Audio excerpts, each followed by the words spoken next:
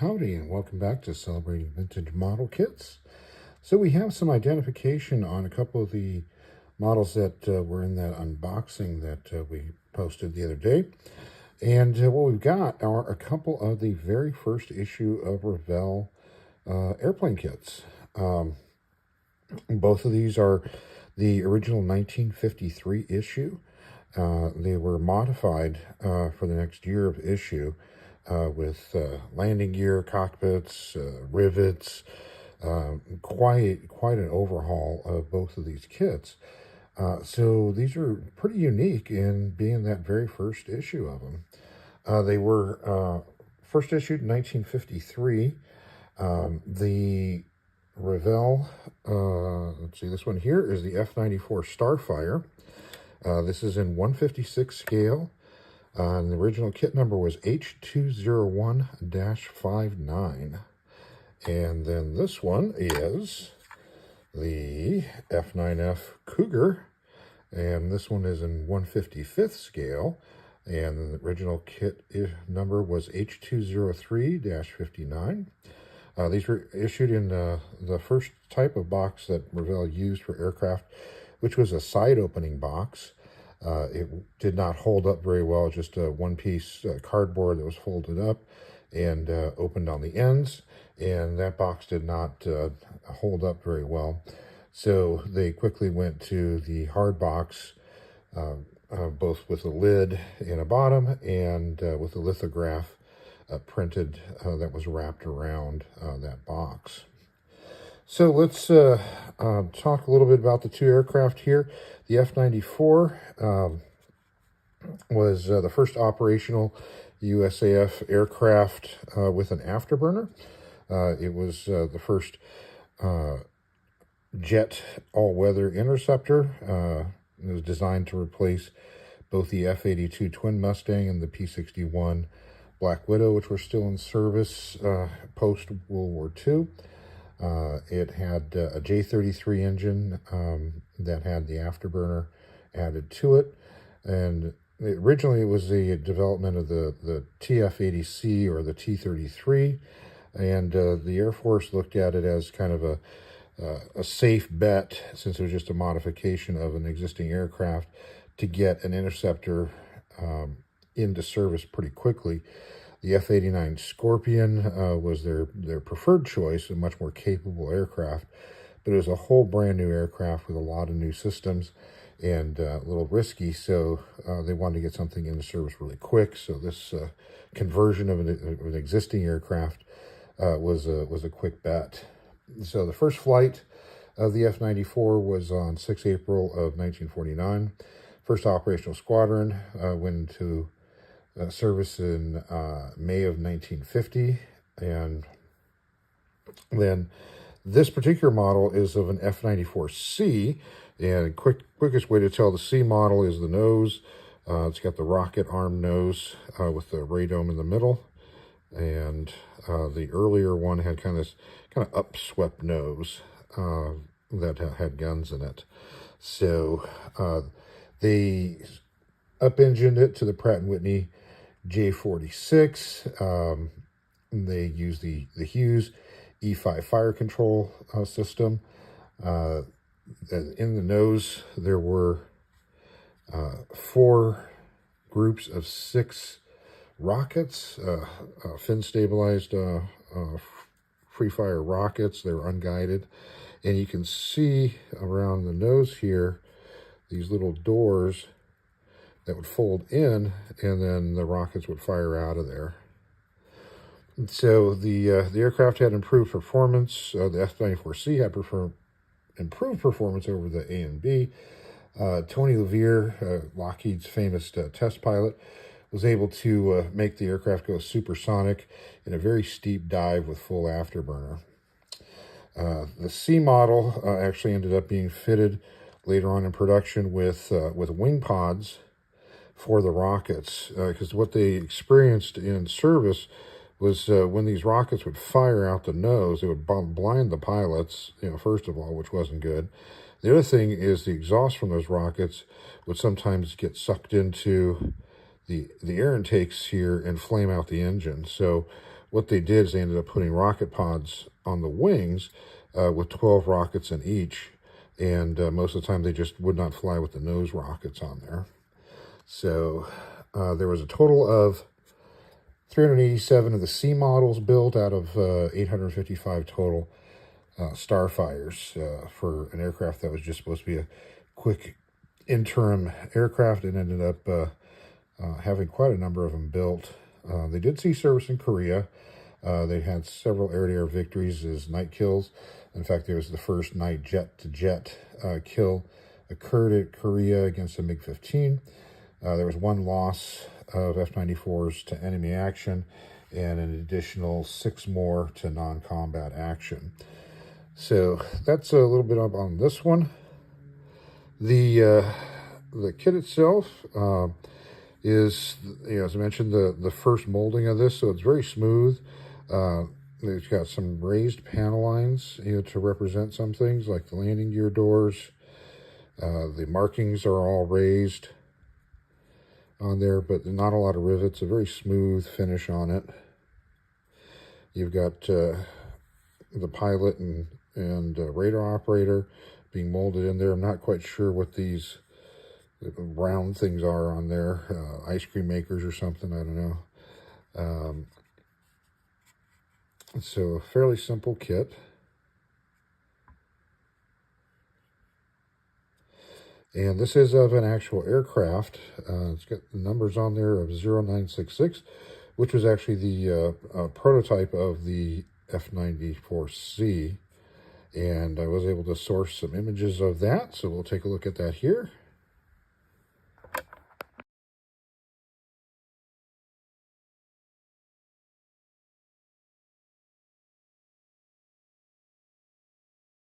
Okay, I think I forgot to mention that this Starfire kit was the first aircraft kit made by Revell, so pretty historic and pretty neat.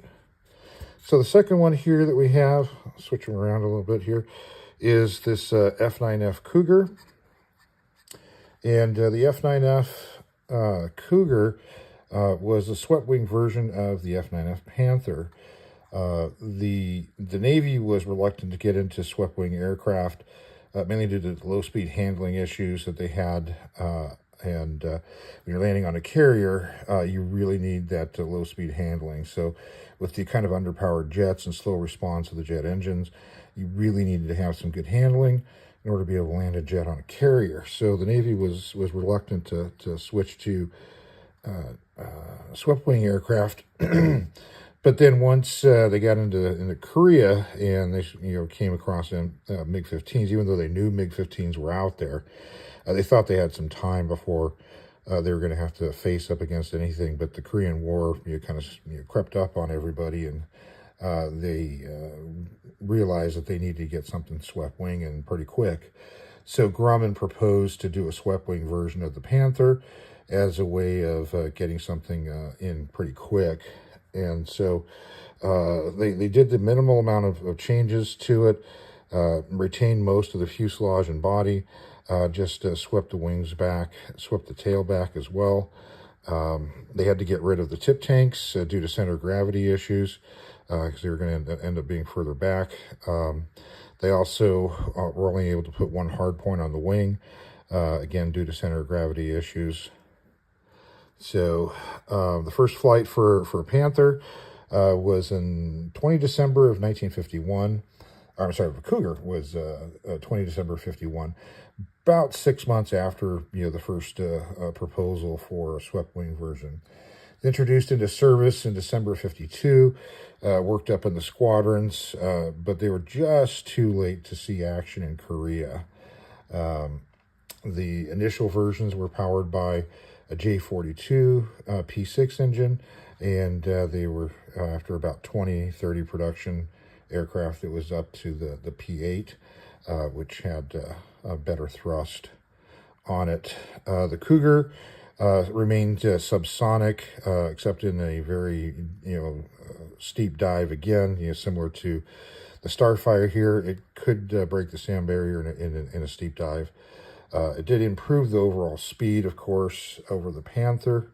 The critical Mach number, went up, quite a bit, and would have done pretty good probably against MiG-15s if it had gotten on time. So this model here represents one of the prototypes of the Cougar. It's an F9F6, and interesting. They kept the F9F and just changed it, from the -5 of a Panther to a -6 of a Cougar. Even changing the name to Cougar, you'd think they would have given it like an F10F or something different, but they didn't. They retained it. It may have been budget issues. I know sometimes some of the aircraft, like originally the F-94, when they went to the bigger engine and had made some major changes to it, was originally called the F-97, but due to budget issues, they retained the F-94 name, because they figured that it would get approved as just a continued production of an existing plane as opposed to getting separate money for a separate plane. So there may have been some involvement of that in the Cougar as well. So let's take a look at the Cougar kit. Very similar to the Starfire, and that's a very smooth kit. Minimal amount of things on it, although this one has all engraved markings or engraved lines and panels, as opposed to the raised stuff that you saw on the Starfire. You do have a molded on pilot as headrest. You have raised spots for markings. And they do have the nose probe that was on the prototype. On the underside, you can see here, molded in landing gear doors. Not sure if this is the original slot for a stand on this. I don't even know if this had a stand on the very first issue, but I think that somebody must have drilled this open or cut this open for a stand, or modified it for a different type of stand. So that's the kit. Again, pretty simple, but kind of nice looking. So again, this has got the molded on serial number, or bureau number in this case for the Navy, of 126870, and that's of the first prototype of the Panther, or Cougar. And I was able to source some photographs of that, so we'll take a look at those. But this particular aircraft actually still exists. It's in the collection of the Smithsonian National Air and Space Museum. I don't believe it's on display right now. I think it's in storage, but it did survive. And so maybe one day you'll get to see it. But we'll take a look at those photos here.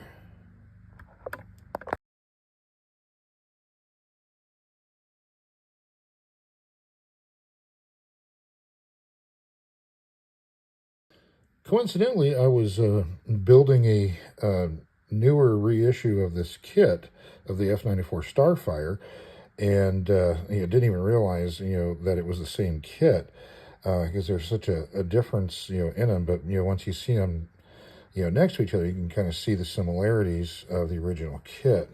And so some of the comparisons that you can make, of course, is you've got the molded in cockpit, and this one they had a complete separate pilots and stuff.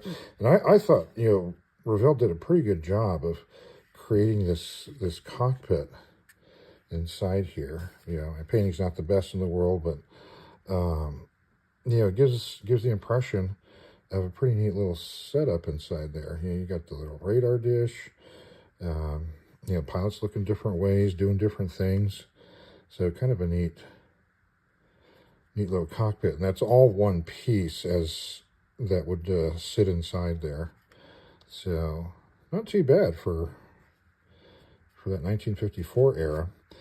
And then the other thing that you can see that they did different is They now have the rocket pods on the wings that weren't on there before.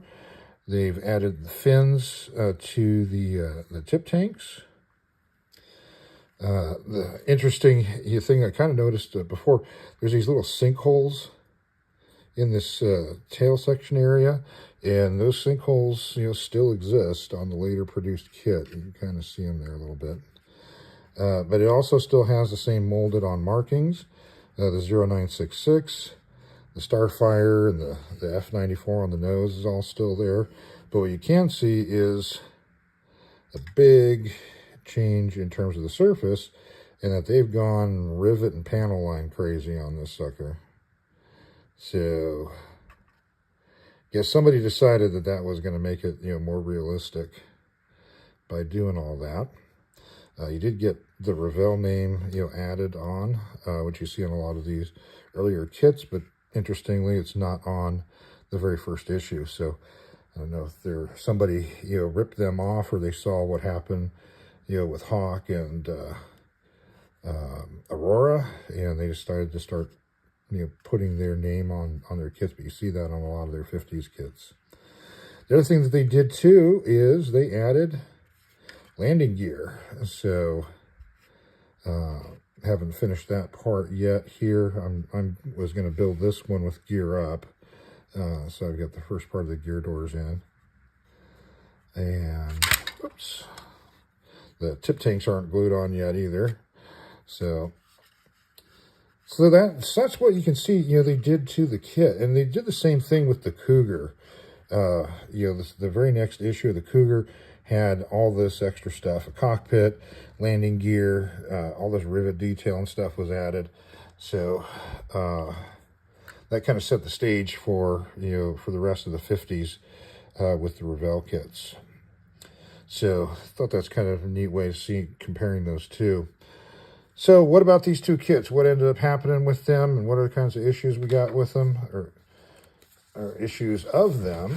So we have, on the F-94, he had the original 53 issue, updated in 54 to what we just saw there.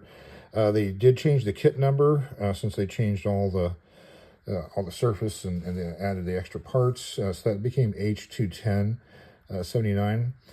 54 also saw the first gift set, which included both these aircraft and also the F7U. And the box art on that shows the Cougar and the F7U both with nose probes. So I'm wondering if maybe the gift set was a way of kind of getting rid of these old tooled kits, which were simpler, making way for the new tool kits, and that may have been part of why they were doing that. Because in 54 also, the Cougar came out with the modified mold as well. There was a 1960 bagged kit of the Starfire. In 61, they got a new boxing with new art as part of their Academy series. 61 saw the first foreign issue of Revell of Great Britain, and also Revell of Japan Maru-san did one in 61 as well. There was another gift set that came out in 61 called the Supersonic gift set, which included 6 kits, a pretty spectacular gift set. It had an X3, an F-94, a D558-2, an F-100, an F-102, and then a Saab Draken. So the Saab Draken was a brand new kit at the time.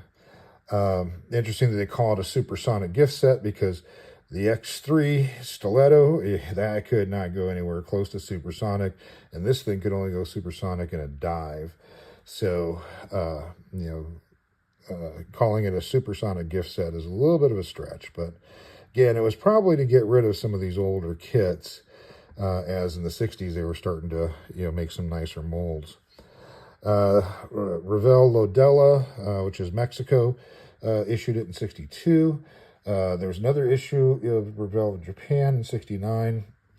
There was also a Revell photo box issue in the 60s. Wasn't able to determine the exact year that happened, but unusual for a 60s kit from Revell to have a photo on it as opposed to artwork. Of course, in the 70s, they were practically mandated to put photos, but 60s photo boxes are a little unusual for Revell. 77, Revell Takara did an issue of it with new artwork, actually some really nice artwork that they put on there. And then final couple of issues from Revell. One in 87, they mislabeled it as a 1/53rd scale on the box. And then finally in 1998, they did a nostalgia issue, reissuing it with the 1954 boxing. And that was the last time this kit has been out. Now, as far as the Cougar goes, of course, you had the 53 issue that this one is, the 54 modified one, which the kit number was changed to H212. And it was also then, one of the things, they also added the dog tooth, the F9F8, which is a later model of this kit. I don't know if they completely modified the wing. I know that they added the dog tooth, but one of the things that was different about the 8 was it was a wider chord wing. So I don't know, since these are separate parts, if they completely created a whole new wing or just added the dog tooth on there. There was also a stretch to the fuselage on the 8, which I don't think they probably incorporated that into this. But all issues after this were of the F9F8. This, as I mentioned, was part of that gift set. In 1960, there was a famous artist series issuing of this, and the artwork on that one was done by a gentleman by the name of Bart Doe. Also in 60, there was a Whipfly It kit, which was basically a kit, and it had a cord and a handle that you could twirl it around and pretend like you were flying. They did that with a few of their fighter kits that were the more simple designs. It didn't do very well, so I think that was a one-year thing. I do have a Whipfly of their Voodoo kit, so we'll be taking a look at that at some point in the future. In 61, there was a famous aircraft issue. And then 61 was the first foreign one by Lodella. They also did another one in 63 with the Blue Angels markings. Interesting that the Revell didn't issue this in the Blue Angels markings. It took Lodella of Mexico to do that. And there was also another issue in Blue Angels markings in 79. And that one shows the artwork is being done by Mike Machat. Those of you familiar with Mike, he's a longtime aviation artist in the field, and also did some box art. And he's also got a great channel. Well, one of the inspirations for me to start, his channel is called Celebrating Aviation with Mike Machat. So if you haven't seen that before, take a look at that. Real good channel. Good stuff there. And then finally, Monogram issued their photo box version in 1985. On the box, it's mislabeled as well as being a 1/48 scale kit. And it also showed it having missiles on it. So I don't know if that's the first time that missiles were on there, because none of the other issues show missiles on the box art. So I don't know if they added missiles for that 85 issue. That same 85 issue was also issued by Revell Ceggi, C-E-G-J-I, of France. And then finally, there was one last issue of that photo box in 1993. And that's the end of that kit. No other issues, and the molds have not ended up elsewhere. I think the Starfire might be something that's going to be showing up with Atlantis, and I wouldn't be surprised if the Cougar wouldn't end up with them, since they seem to be reissuing a lot of this era of Revell kits. And so that is about it for today. I'm going to try to get the other aircraft identified that were in that gift set, and hopefully be able to do some reviews of them as well. So if you've built one of these, definitely let us know about it in the comment section. If you got any pictures of your built kits, send those in. We're just about ready to do a new a viewer build video, so that's going to be coming up pretty soon. So if you got something to share with us, send it in. The email address is in the channel description. So thanks for watching, and have yourself a great rest of your day.